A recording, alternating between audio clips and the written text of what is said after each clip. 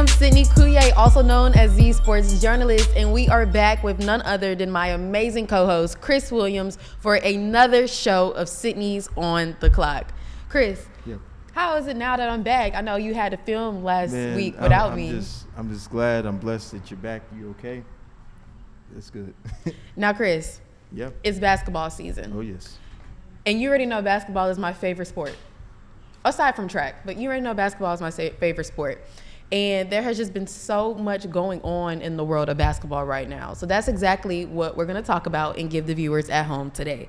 So let's start off with the WNBA draft. Yes. WNBA draft was one, honestly, this was according to statistics, this is the highest rated or highest watched draft there has been since 2013. Yeah, since Brittany Griner. Since they were all able to go and get drafted into the league. And we have some of the biggest names in women's college basketball that was able to get drafted. We have Caitlin Clark. We have Camila Cardoso. Angel Reese. Cameron Brink. And the list continues to go on. So, of course, we already know everybody's favorite poster girl, Caitlin Clark, got drafted #1 overall with the pick to the Indiana Fever. Then you also have somebody like Cameron Brink, who's coming from Stanford, who's now playing with the Los Angeles Sparks with the #2 pick.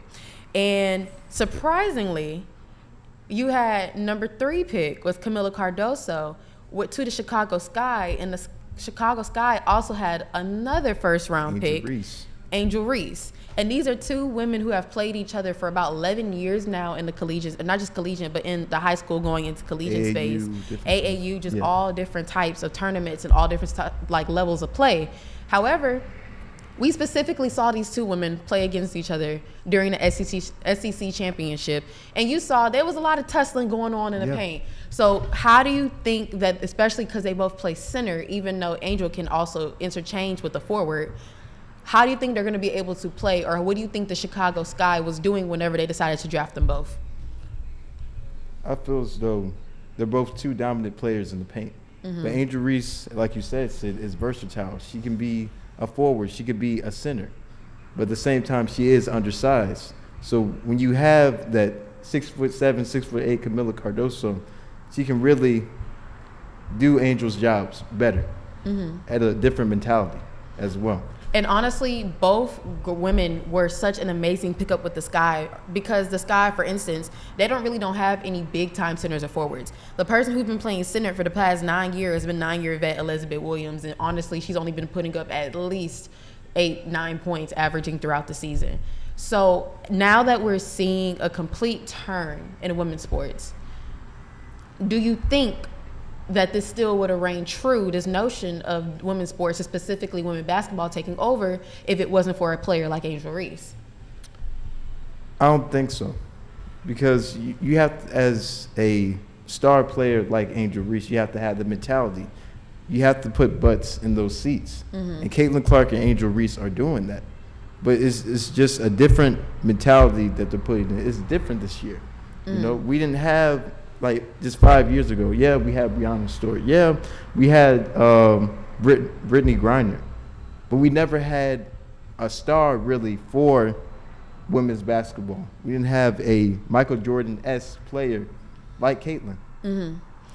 Honestly, I agree with you, but I also am going to take it a step further. I think when you're thinking about the amount of notoriety and the amount of overall just talking about women's athletics and specifically talking about basketball, it wouldn't be able to be accomplished without Angel Reese. As talented as Caitlin Clark is, as amazing as she is, she's literally a generational player.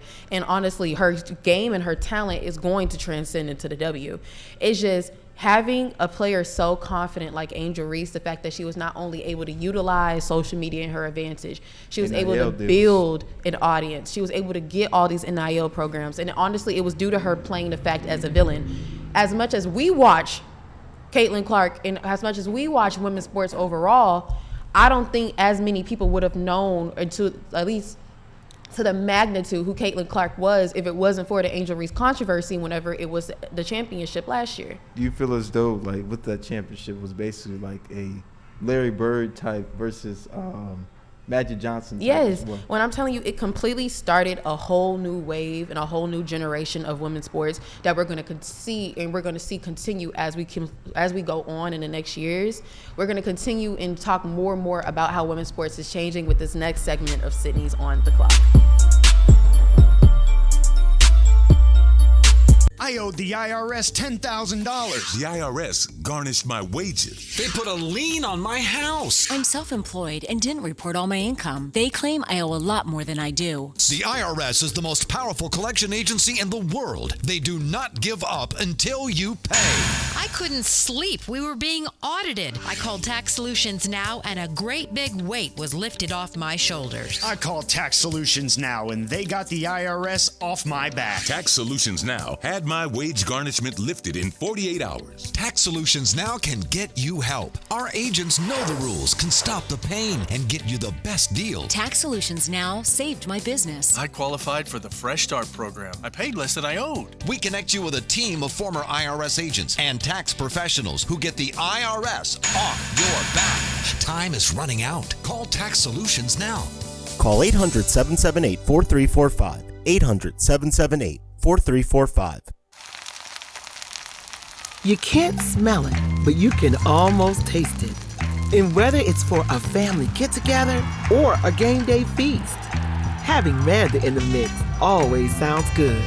For 3 generations, their quality meats and original seasonings have made Manda a Louisiana legend and made their family sausage Louisiana's family sausage. Manda Fine Meats, the flavor says it all. Hello guys, it's Debbie. It's time. I've got a brand new location. 10510 Airline Highway, Baton Rouge, next to After 5 Tuxedos. We have the perfect spot to get all your wedding and formal wear needs. Come see our one-of-a-kind name brand and get great prices. With 30 years experience, the best customer service anywhere. It's Debbie's Bridal, Airline Highway, Baton Rouge. See you soon.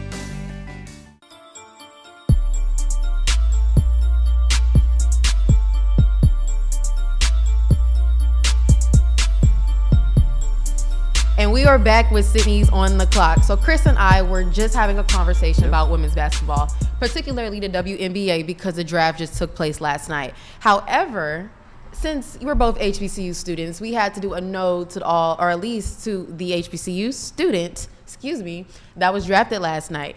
Angel Jackson is the second person in the last 20 years to be drafted from an HBCU. And she came from the one and the only athletic powerhouse of Jackson State University.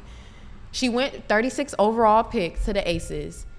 What does this mean now that HBCUs, specifically Jackson State, are now getting brought to a bigger pedestal even compared to Power 5 schools? I think it's the active production, because just back then, a lot of the swag, like look at Avery Johnson. Avery Johnson was at Southern, but the reason for that was because of his talent. If he didn't have talent, that wouldn't have happened. If he didn't have the platform, if he didn't have the resume, it wasn't going to happen at all. Like we see, and honestly I wholeheartedly believe it also shows the type of coaching that happens at Jackson State. For instance, you have your head coach, which is Tamika Reed. Tamika Reed has almost led an undefeated season at Jackson State for the past 6 seasons, has shown up to 6 different NCAA tournaments, not to mention, you know how we just started the segment, how I had mentioned that this is the second player in the past 20 years? The other player came from Jackson State in 2022, and that was Amisha Williams Holiday. Those are both Jackson State products. Those are both Tamika Reed products. So what does that say about her coaching, the fact that the only people getting drafted out of HBCUs as of right now are coming from the same coach under the same program? I just feel like it's what she does on a daily basis. Look at, they went toe-to-toe 2 years ago with LSU. I think the score was 85, 86 or something, 70. But during that moment, you see her product. You see how well that she coaches. It's kind of like Mike Krzyzewski, basically. But I just feel as though it doesn't matter what school that you go to. You can go to HBCU. You can go to PWI. But it's just about how hard you want it. How hard is the grind for you? I mean, it's just her resume in itself. Think about it. 6 consecutive berths to the SWAC tournament semifinals. 3 straight berths in conference tournament finals. 5 consecutive SWAC regular season titles. 3 and 2 straight SWAC tournament titles. And like I said earlier, 3 NAACP.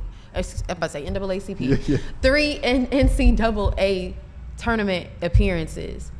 We haven't even seen other programs, like football programs, be that dominant in one sport. I'm going to say this. Alcorn State University with Eric McNair during that time, and with Felix Harper.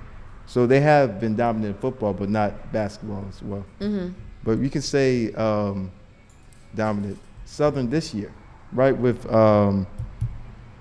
Ty Joseph, right, going against Mississippi State, going against other PWIs. So there have been some dominance in HBCUs. It just hasn't been on the platform for women's basketball. Mm-hmm.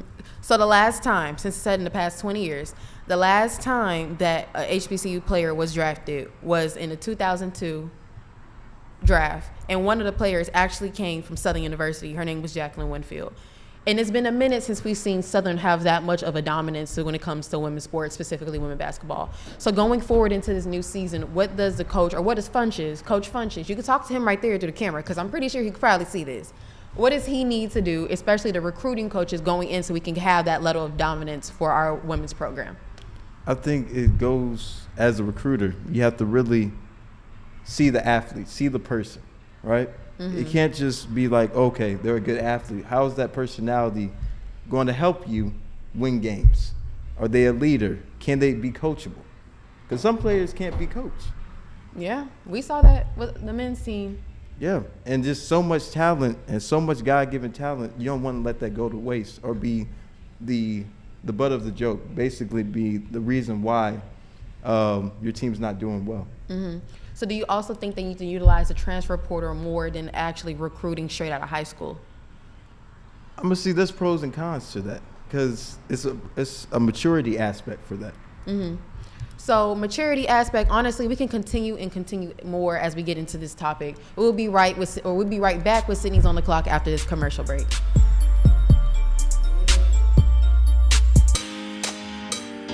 Every great story starts with the rush of thrilling gaming action. Handcrafted flavors, eager to please. Getaways for some well-deserved me time. And rewards worth bragging about. If it's a story worth telling, it starts at La Berge Baton Rouge. What's your story? Few things in life are as valuable as family and peace of mind, especially when it comes to your final arrangements. And that's where Lee Serio can help. His prepaid funeral plans make sure your life will be remembered exactly the way you want it to. With Lee Serio, no detail is too large or too small. Call Lee or his wife Gretchen at 225-315-6329. Let Lee Serio give you and your family the peace of mind you all deserve. Visit Treads & Care Tire Company's new location on Hooper Road in Central. Locally owned for over 50 years, Treads & Care is known for quality automotive repair and top-notch customer service. I'd like to invite you to come out and see us at our new location in Central.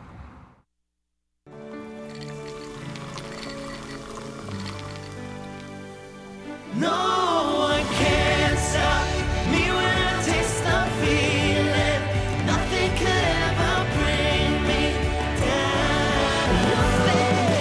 Nothing could ever bring me down.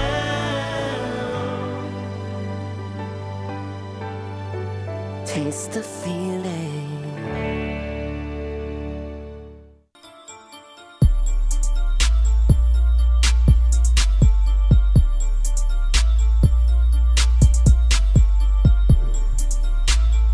We are back with Sydney's on the Clock. Sid. Yes. So, Diana Taurasi has been in the news. Last time she was in the news was the Elite 8 game. She made some controversial comments about Caitlin Clark. Mm-hmm. Here are the comments. So, basically, she said, going to the WNBA, there are levels to this thing. And that's just life. We all go through it. We look Superman playing against 18-year-olds, but you're going to go against grown women that have been playing professional for a long time. Do you think that she is, I'm not going to say bitter because I want to be respectful, but do you think she has some added hate towards Caitlin Clark? Why wouldn't she? I think she does. Why wouldn't she? You have to think about it. You have somebody that has completely been one of the reasons that has completely changed the face of women's basketball. And she's only in college at that. Yeah. And you have, especially, there's only, if I'm correct, 12 teams in the W.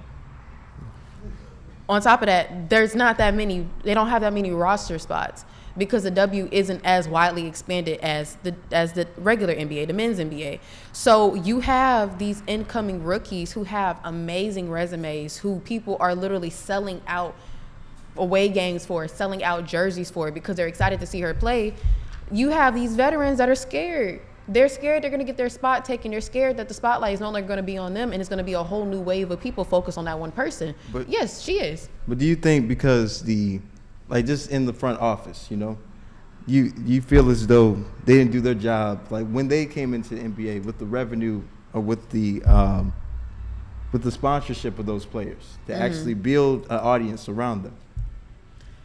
Honestly, I feel like you can't necessarily fault the front office and you can't fault veteran players because you have to realize it's because of the times that we're in right now.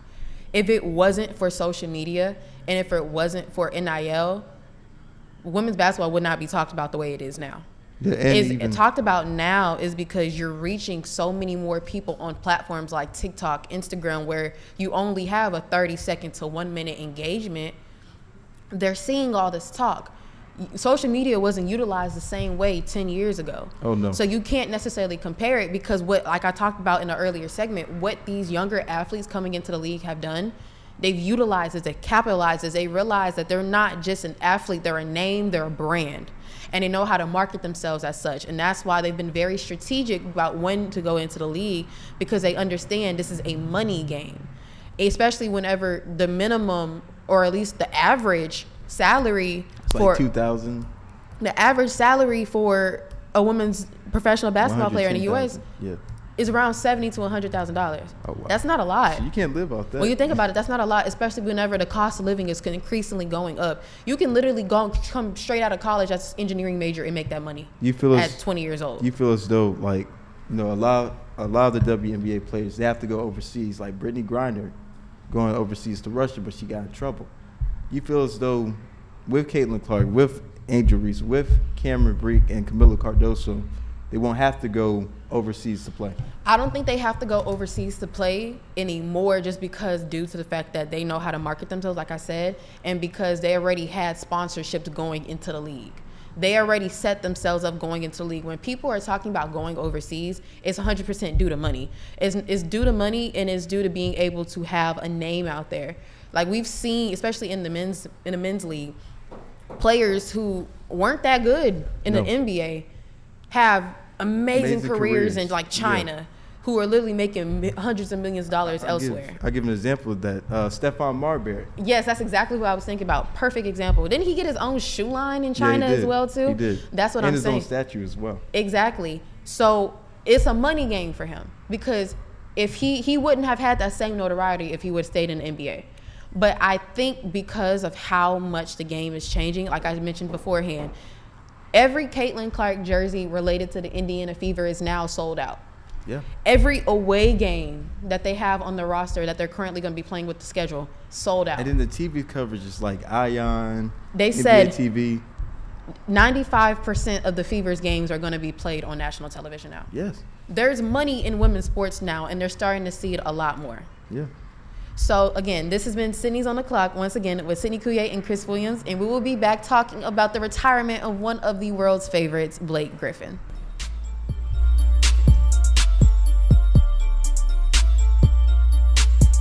Few things in life are as valuable as family and peace of mind, especially when it comes to your final arrangements, and that's where Lee Serio can help. His prepaid funeral plans make sure your life will be remembered exactly the way you want it to. With Lee Serio, no detail is too large or too small. Call Lee or his wife Gretchen at 225-315-6329. Let Lee Serio give you and your family the peace of mind you all deserve. You can't smell it, but you can almost taste it. And whether it's for a family get-together or a game day feast, having Manda in the mix always sounds good. For 3 generations, their quality meats and original seasonings have made Manda a Louisiana legend and made their family sausage Louisiana's family sausage. Manda Fine Meats, the flavor says it all. Hi, I am Dr. Farrell Frugier Jr., and I am a general dentist at Frugier Family Dentistry. I was born and raised in Baton Rouge, Louisiana. I went to Catholic High School, LSU, and LSU School of Dentistry in New Orleans, where I received my DDS degree in 1986. I always have and will continue to be committed to continuing my education, to invest in technology which makes the diagnosis and delivery of dentistry more thorough, more comfortable, and more aesthetically pleasing. In our practice, we are here to serve the patients. We want to improve their quality of life and to develop relationships with our patients.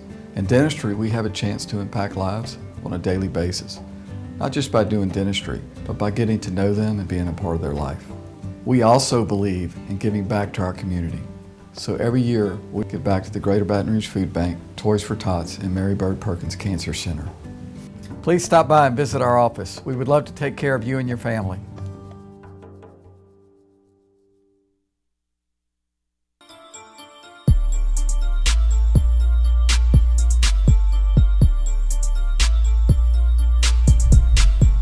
And we are back once again with Sydney's on the clock. So Chris, Yeah. some devastating news actually just happened not even an hour ago. My childhood just ended. 6-time All-Star forward Blake Griffin announced his retirement this morning.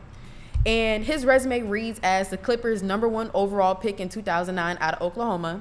He made second team All-NBA 3 times, third team NBA twice, and he won the 2011 Rookie of the Year award. Now, we grew up watching Blake Griffin. Yeah. I vividly remember being in middle school. That was so long Shit, ago. that was like 10, I vividly 12 years remember ago. being Yeah. in middle school, hearing all the boys talk about some Blake Griffin and all his dunks and what he had going on. Jumping over a car. Right. Yeah. Do you think he is a potential Hall of Famer?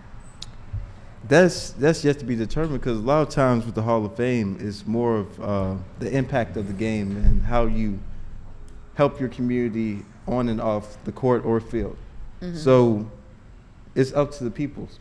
You know, he doesn't have all the accolades, but maybe he can go in the Clippers Ring of Honor and be the top, chooser in that.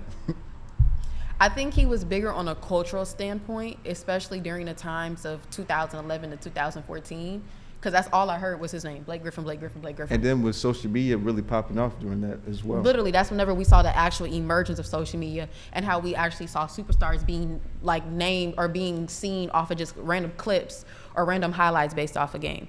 But in terms, like you said, in stats wise, he doesn't compare to a lot of the people who've been inducted. Because when I don't know why, even though he's not recently, he was inducted probably 3-4 years ago. Yeah. But when I think of Hall of Famer, I think of Tracy McGrady. Oh, yeah. I think of somebody who had a career spanning not just with one team, but I mean 2 decades. 2 decades of just absolute dominance, especially when we've seen what the Rock is. I don't think he's there yet. No. But I also don't think it's safe to compare as well too, because they're 2 different players. I do think that as well, because as Blake Griffin, I mean, he's more of like a power forward. He can play center. Mm-hmm. But yeah, he had some injuries. He went to the Nets, he went to the Celtics, but he never really had that production to get back to the starting lineup or be a 6-man as well. Right, because he completed his last season with the Celtics.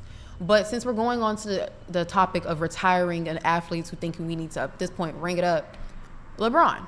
Yeah. LeBron James, another generational talent, obviously. The He's GOAT. literally the GOAT. Or at least we're One of the referring to. GOATs. He's one of the GOATs. Yeah. I still think Wilt is, but hey, that's my opinion. I say my 2 cents. I think he's after Wilt, but hey. Do you think it's time, because we all know he wants to play in a league with his son. But do you think he could potentially be risking injury if he continues to go like this? I mean, it depends on the person, you know? Like, it's a mental thing. It's not really, because before it gets physical, it's in the mind.